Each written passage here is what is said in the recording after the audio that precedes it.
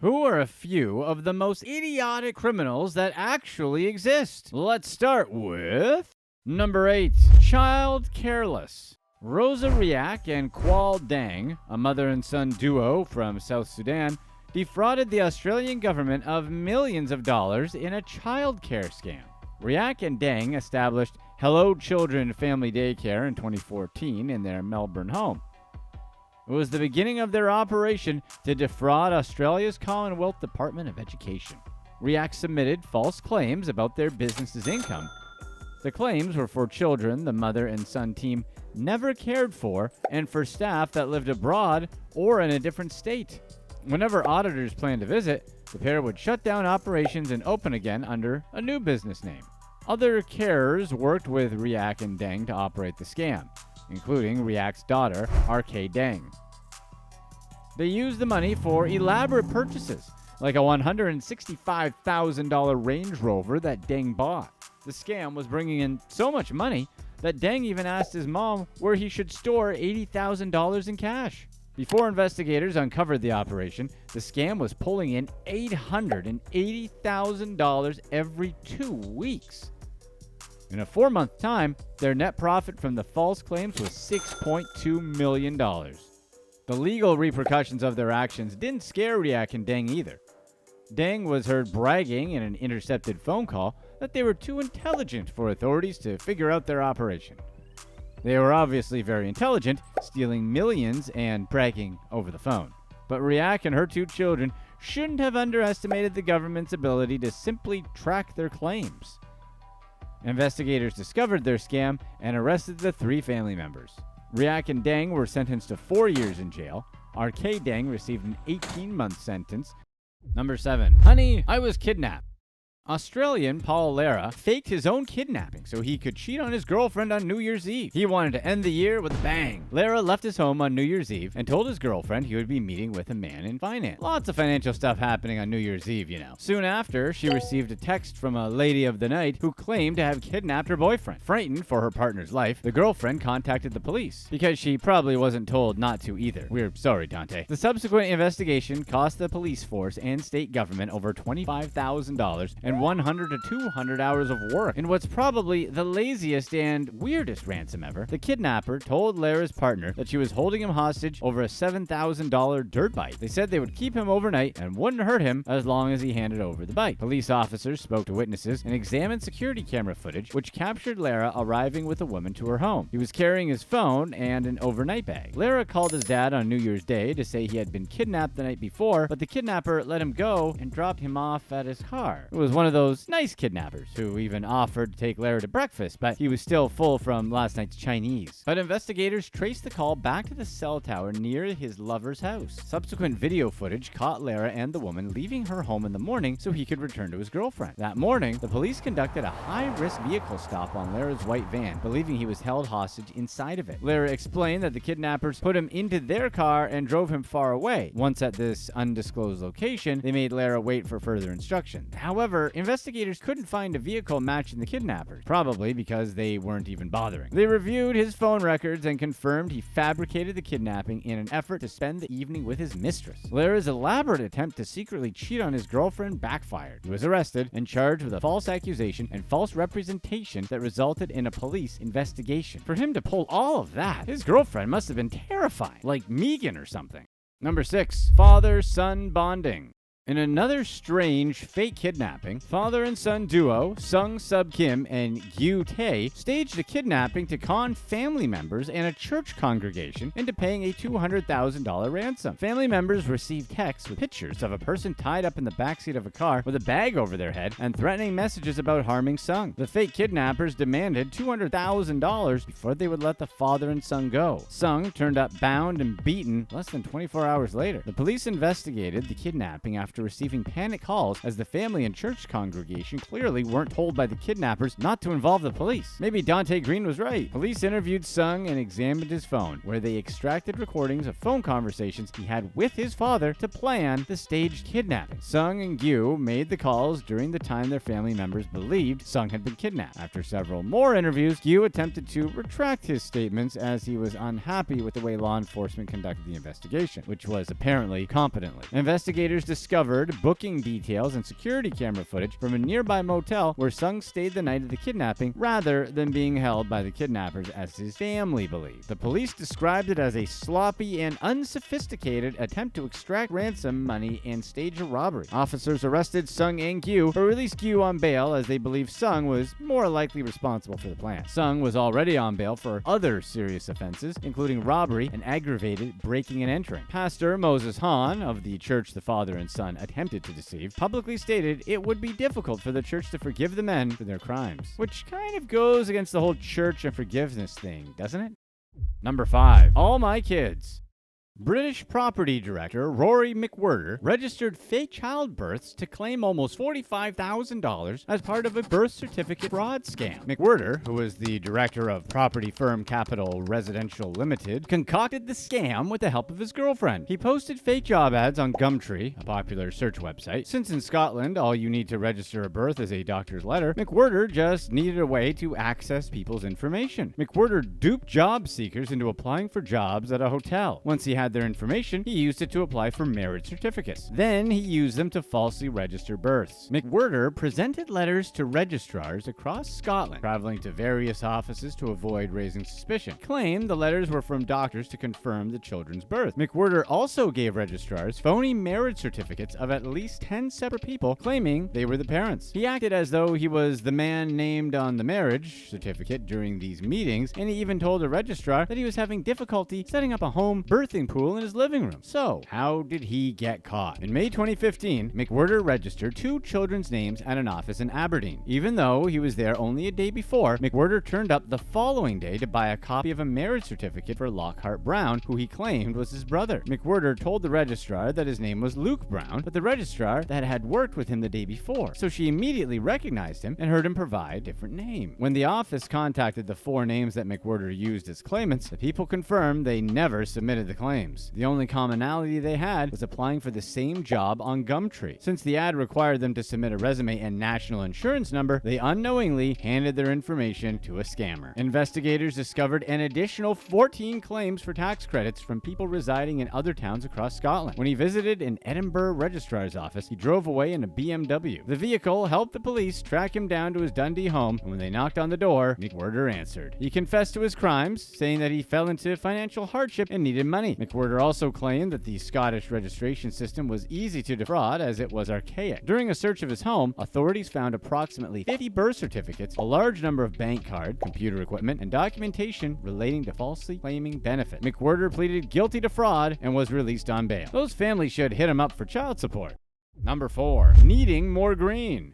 Ex-NBA player Dante Green attempted to rob a gas station clerk in Goshen, Indiana. Green played for 4 seasons in the NBA with the Sacramento Kings starting in 2008. Even though he's a giant guy and is a former NBA player, in November 2022, he entered a gas station and made threatening movements at the cashier that was working. Green demanded the money from the register. When the store worker grabbed his phone to call for help, Green told him not to involve the police. Doesn't everybody know to not involve the police at this point? It's a standard bad guy thing to say that it goes without saying that they don't want you to tell the police. Is he going to point out where the exits are on the plane next to tell even more people stuff they already know? But the cashier didn't call the police. Employees at the Taco Bell connected to the gas station did after watching Green enter the store. Yes, the dude literally just walked into the gas station and Taco Bell employees were already dialing 911. Before the attempted robbery, Green spoke with the clerk and walked around the store before removing his shirt and taking items out of his pockets. Video footage showed the basketball player lunging at the cashier and backing him into a corner behind the counter. Okay, those kinds of movements are pretty threatening. Sorry, Dante. Officers arrived quickly. Green didn't have a weapon and didn't steal anything from the store. It was likely that the former NBA player was intoxicated during the incident. Authorities arrested and charged Green with attempted robbery. If convicted, he faces 1 to 6 years in prison. We were going to make a joke about having him go back to playing for the Kings, but they're good now, aren't they? Weird. Number 3. False rebates.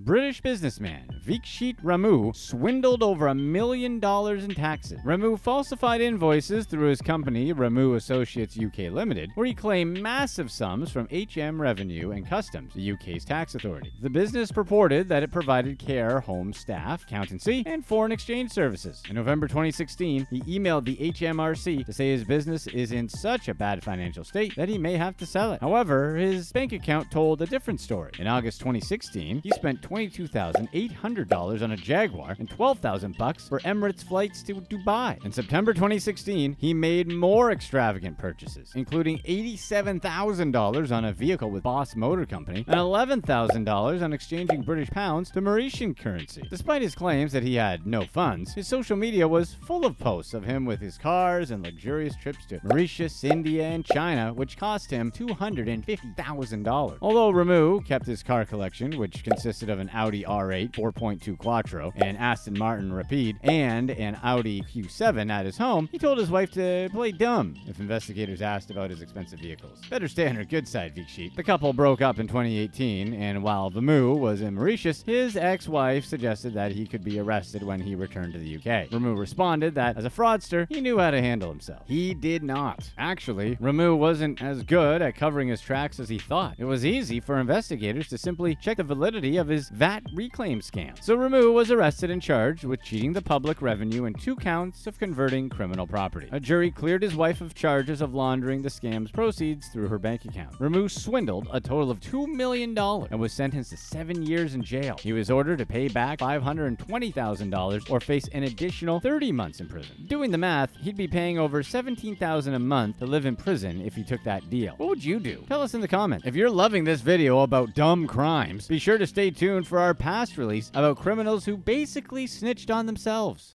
Number 2. Gassed out.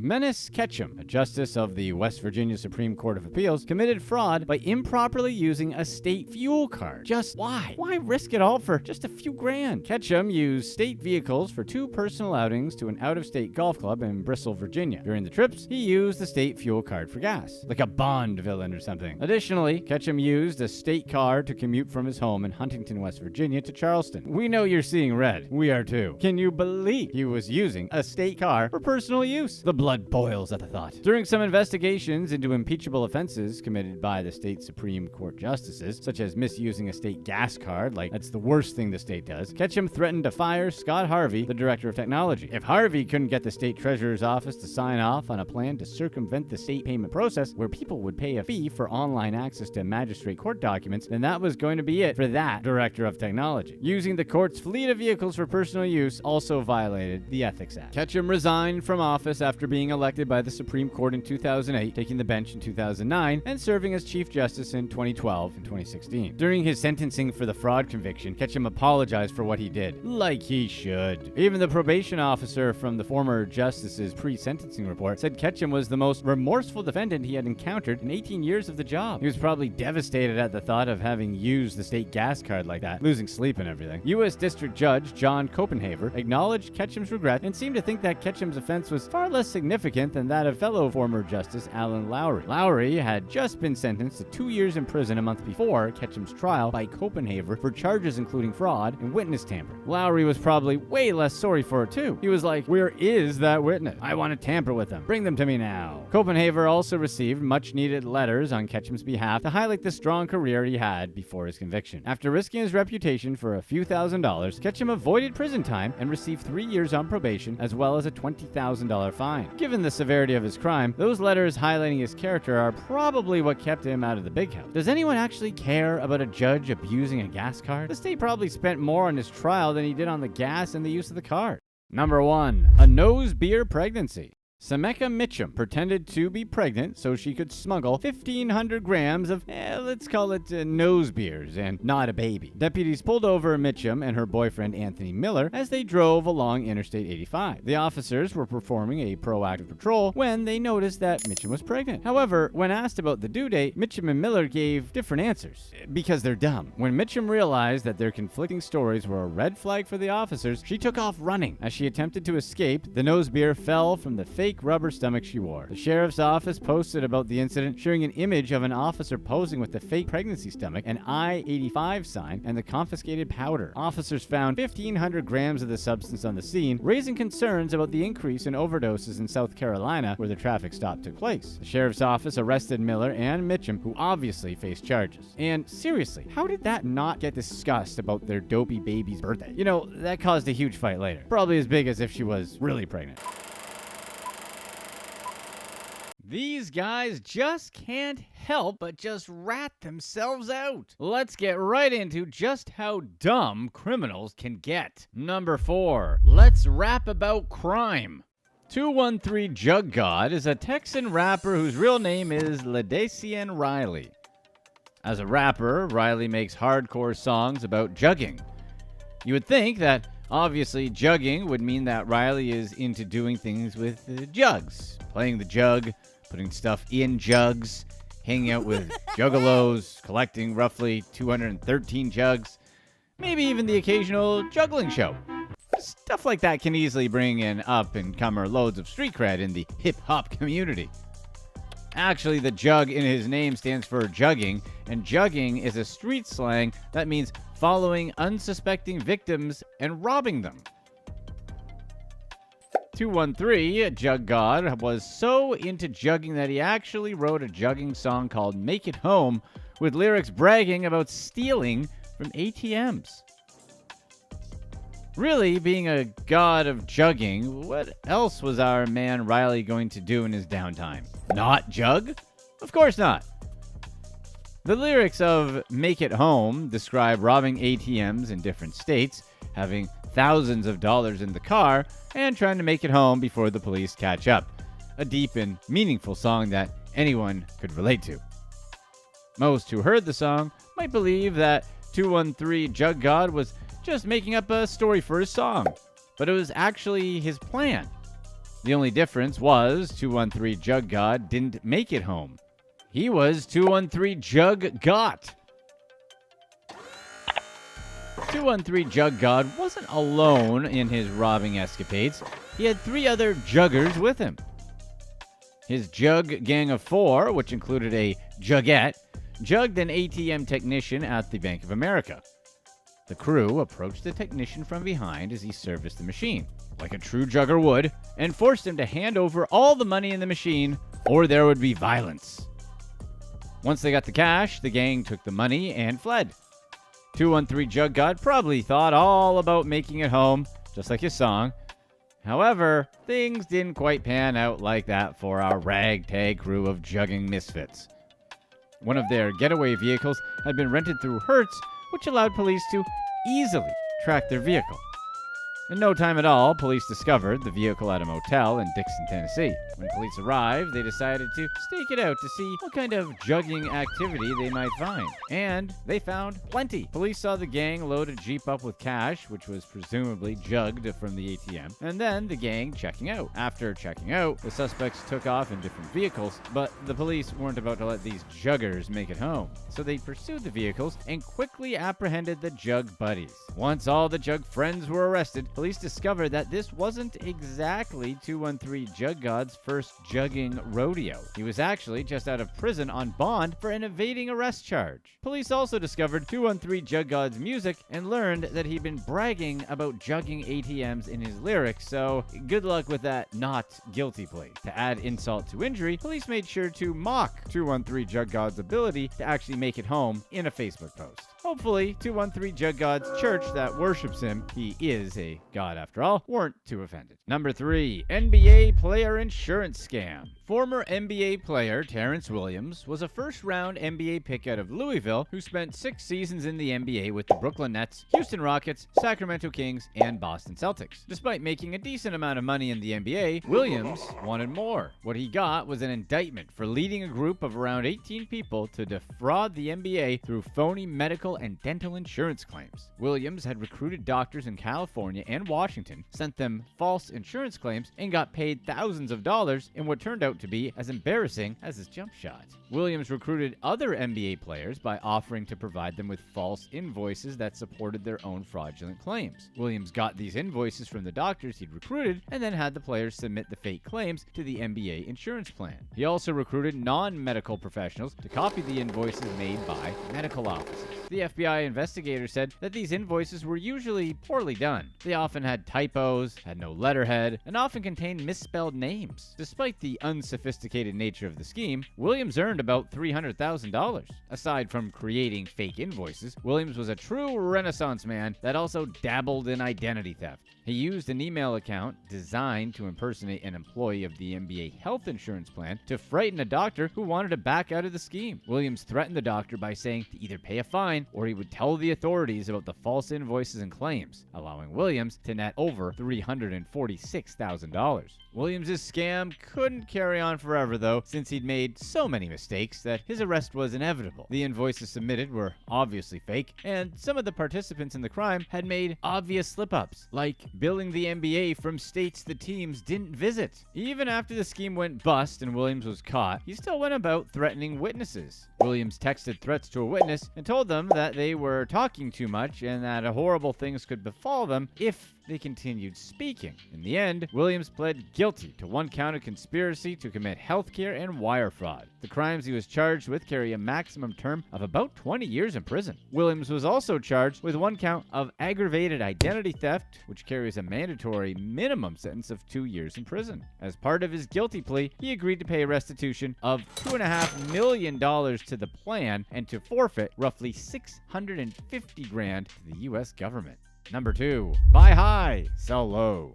Michael Melchizedek's operation started way back in 2013 when he just founded his company called ZetaKicks. The company found quick success and was soon a popular online plug for sneakerheads, people who collect and trade rare or exclusive sneakers. These sneakers are usually quite expensive and often run into thousands and thousands of dollars. It's a lucrative gig if you know what you're doing, but Michael Melchizedek thought it'd be more lucrative if he instead was running a nationwide Ponzi-like scheme, defrauding thousands of customers out of about $70 million pretending to sell shoes. Not long after its inception, ZetaKicks became a ridiculously successful company, making Michael Melchizedek a very rich man. But in early 2020, things started to get a bit complicated. During that time, ZetaKicks repeatedly promised its customers access to exclusive shoes that were yet to be on the market, and oftentimes promised them at lower than retail prices. These sneakers were usually highly sought after and sold out within minutes. Even other retailers wanted to buy from ZetaKicks because they could resell the shoes at a profit. However, ZetaKicks had a catch. Customers could only get these shoes if they paid for pre-orders. Just like that, ZetaKicks started taking payments for pre-orders. The only small problem for Melchizedek, couldn't fulfill the pre-orders, and he knew it when he started taking them. Melchizedek accepted 600,000 pre-orders for Air Jordan 11 Cool Grays and had put the sneakers on sale for about $115 to $200 a pair when Nike was expected to sell them for about $225. The 600,000 orders amounted to about $70 million. These were incredible sales, but the problem was Melchizedek had only 6,000 pairs in his storehouse, leaving a $593,000 deficit. The responsible thing at this point would be to refund his customers, but Michael had never been accused of being responsible and did no such thing. Instead, he offered his customers a combination of gift cards and refunds, allowing him to keep a huge chunk of the pre-order payments. Still, many orders were left without refunds, and even orders that were fulfilled only got to their destinations a year or so later. Aside from owing shoes to customers that didn't get refunded, the gift cards Melchizedek offered them were simply not equivalent to payments they made. So, Michael Melchizedek did what any person would do after they fleeced millions of dollars. He decided to move on with his life. Melchizedek used the money he got from his illegal scheme to purchase luxury items and live a wealthy lifestyle. He posted videos of himself riding around on a $29,000 Louis Vuitton bicycle inside his Oregon mansion and showed off an extremely expensive collection of Ferraris and Gerard Perrault watches. He also bought a Bentley, Porsche, Ferrari, Mercedes, Lamborghini, and a McLaren. Aside from all the cars, Melchizedek also purchased expensive furs, bags, and other luxury items for his fiancée, Bethany Mockerman. According to the police, he also used part of the money to finance a house payment with $600,000 worth of remodeling work done. It seemed like there was no way Melchizedek's life could be undone. But the entire scheme was quickly unraveling, and Michael realized that he couldn't keep the scam going for much longer. Melchizedek preempted the bankruptcy of the business by going to the courts and asking for the company to be dissolved and for its assets to be passed on to a court-appointed receiver. This receiver was supposed to use the company's assets to settle all outstanding debts that the company might have incurred. After doing that, Michael deleted his social media accounts and deleted the company's website as well. Following the dissolution of the business, the FBI began investigating the company, and they found some incredible things. They discovered that Michael was in fact selling sneaker pre-orders without actually having those sneakers, and he failed to refund those payments as well. But that was just the tip of the shoe. The FBI also discovered that the company provided false and misleading information to banks when applying for loans, and that his fiancée, Bethany Mockerman, was complicit in the scam. The FBI deemed the entire operation a criminal enterprise and swiftly moved in. Law enforcement agents were able to seize millions of dollars in cash and recovered another $6.4 million from the sale of the watches and cars. They also found out that Michael had 4,700 Yeezys, 8,500 Adidas shoes, and 48,000 Nike shoes in a warehouse in his house. The couple was also arrested to boot, pun intended. According to their attorney, both Michael and Bethany were cooperating with law enforcement. In the end, the FBI decided to charge both Bethany and Michael with conspiracy to commit bank fraud and money laundering. The only shoes we think Michael should wear is, of course, con. Number 1. We love attention.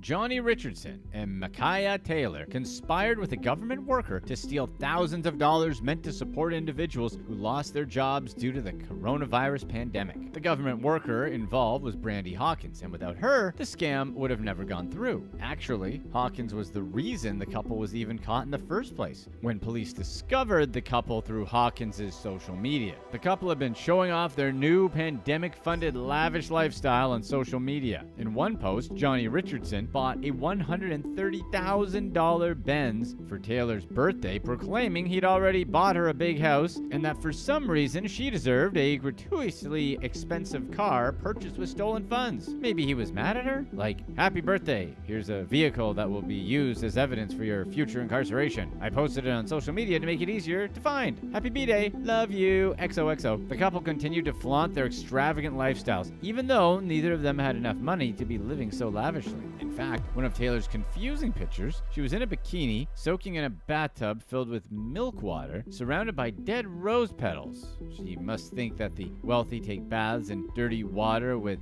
detritus floating around in it while wearing bathing suits. They also posted pictures of themselves wearing extremely expensive jewelry, driving other luxury vehicles, and flaunting large amounts of government cash.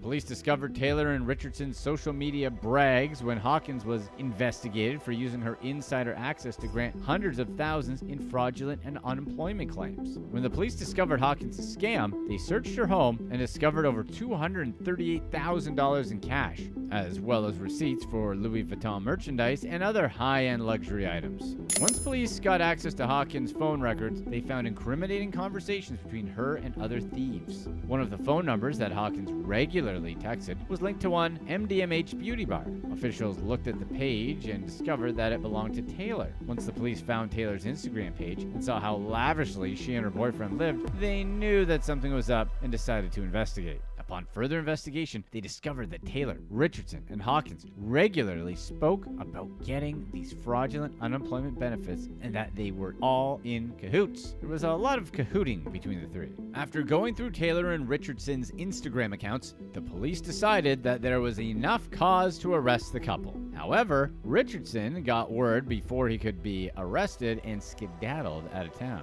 Taylor wasn't so lucky. She was arrested and charged with wire fraud. If convicted, she could spend up to 20 years in prison for the crime. When Taylor eventually appeared in the court, she was wearing one of the luxury items she took pictures with on Instagram. Instead, she was in handcuffs and a blue zip-up jacket. Her lawyer requested bail, but the prosecutor was pretty adamant she remain in custody. He argued that the police still didn't know where the majority of their loot was and didn't know where boyfriend of the year Richardson ran off to. This, the government argued, made Taylor a flight risk. The judge ignored prosecution's recommendation and released her on a $10,000 unsecured bond. Ultimately, Richardson was caught and made to face justice as well. The couple both pled guilty to conspiracy to commit wire fraud and conspiracy to commit money laundering. Richardson was eventually sentenced to 97 months in prison, and Taylor was sentenced to 30 months in prison. Click to watch one of these next videos. Let us know in the comments section what you think is worse, posting actual details of a crime to social media or making a song about the details of a crime.